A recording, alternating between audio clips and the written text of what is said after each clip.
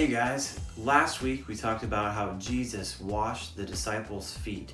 Jesus, Almighty God in flesh, lowered himself to the level of a servant to wash the disciples' feet. This week I want to take a closer look into what happened while Jesus washed their feet. Jesus was going around washing the disciples' feet, all of them, and he said, "You are clean, but not all of you." And he was referring to Judas, who was about to go and betray Jesus. Judas is sitting there having his feet washed by Jesus. Jesus, Almighty God, lowers himself to a servant to wash Judas's feet. Jesus is loving his enemy right there. This is Jesus and the disciples at the Last Supper. And this one, we put a crown on him so we know it's Jesus. And remember me, I'm Judas, and I will betray him.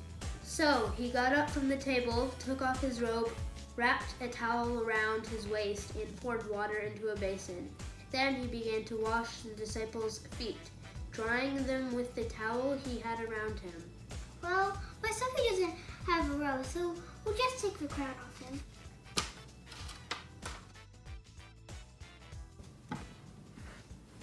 Wash, wash, wash, wash, wash, wash, wash, wash, wash, wash, wash, wash. While Jesus was washing the disciples' feet, he said, "You disciples are clean, but not all of you." For Jesus knew who would betray him. That is what he meant when he said, "Not all of you." He.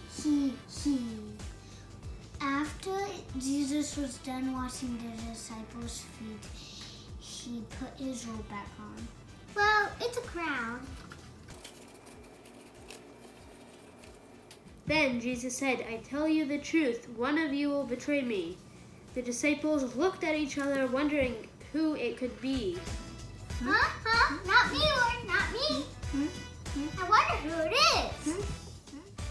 And Jesus turned to Judas and said, "Hurry and do what you are going to do." Whee! Jesus said, "Now that I, your Lord and teacher, have washed your feet, you also should wash one another's feet." You should serve one another. We learned about that last week, but I'm pointing out this week that Jesus washed Judas's feet. They didn't know that Judas was going to betray him, but Jesus did.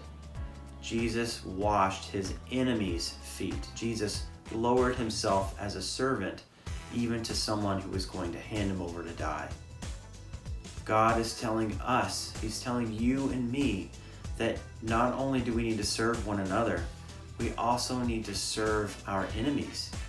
Those who would want to do harm to us, those who don't like us, those who say mean things to us, we are to return their evil with our good. Jesus is saying that we've got to love those who betray us. Now, am I saying that it's okay for people to harm us or to do bad things to us? No, I'm not saying that at all. But Jesus does say to love our enemies, to pray for our enemies, to pray for those who persecute us and say and do harmful things to us. God calls us to love those who don't love us back. And remember, you are